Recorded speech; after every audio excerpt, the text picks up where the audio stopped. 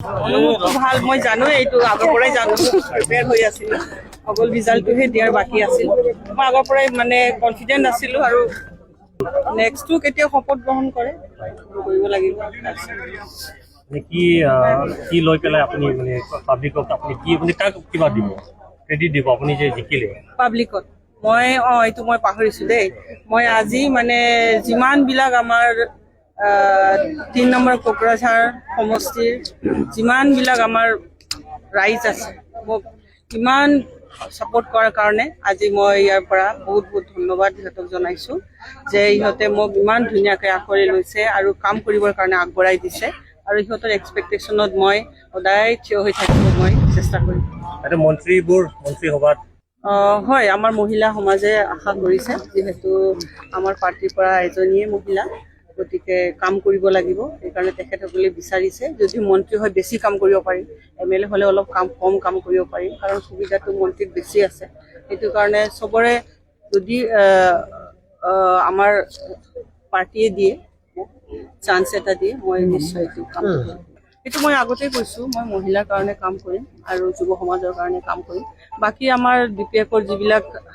আমাৰ সমাজৰ কাৰণে যিবিলাক কাম কৰি গৈ আছে সেইবিলাকো মই আগুৱাই লৈ যাম আৰু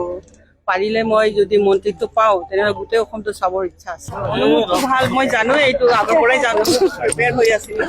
অকল ৰিজাল্টটোহে দিয়াৰ বাকী আছিল মই আগৰ পৰাই মানে কনফিডেণ্ট আছিলোঁ আৰু নেক্সটটো কেতিয়া শপত গ্ৰহণ কৰে কৰিব লাগিব মানে কি লৈ পেলাই আপুনি মানে পাব্লিকক আপুনি কি আপুনি কাক কিবা দিব ক্ৰেডিট দিব আপুনি যে জিকিলে পাব্লিকত মই এইটো মই পাহৰিছোঁ দেই মই আজি মানে যিমানবিলাক আমাৰ 3 নম্বৰ কোকৰাঝাৰ সমষ্টিৰ যিমানবিলাক আমাৰ ৰাইজ আছে মোক ইমান ছাপোৰ্ট কৰাৰ কাৰণে আজি মই ইয়াৰ পৰা বহুত বহুত ধন্যবাদ ইহঁতক জনাইছোঁ যে ইহঁতে মোক ইমান ধুনীয়াকৈ আঁকোৱালি লৈছে আৰু কাম কৰিবৰ কাৰণে আগবঢ়াই দিছে আৰু ইহঁতৰ এক্সপেক্টেশ্যনত মই সদায় থিয় হৈ থাকিব মই চেষ্টা কৰিম মন্ত্ৰীসভাত হয় আমাৰ মহিলা সমাজে আশা কৰিছে যিহেতু আমাৰ পাৰ্টিৰ পৰা এজনীয়ে মহিলা গতিকে কাম কৰিব লাগিব সেইকাৰণে তেখেতসকলে বিচাৰিছে যদি মন্ত্ৰী হয় বেছি কাম কৰিব পাৰিম MLA হ'লে অলপ কম কাম কৰিব পাৰিম কাৰণ সুবিধাটো মন্ত্ৰীত বেছি আছে সেইটো কাৰণে চবৰে যদি আমাৰ পাৰ্টিয়ে দিয়ে চান্স এটা দিয়ে মই নিশ্চয় এইটো কাম কৰিম সেইটো মই আগতেই কৈছোঁ মই মহিলাৰ কাৰণে কাম কৰিম আৰু যুৱ সমাজৰ কাৰণে কাম কৰিম বাকী আমাৰ DPFৰ যিবিলাক আমাৰ সমাজৰ কাৰণে যিবিলাক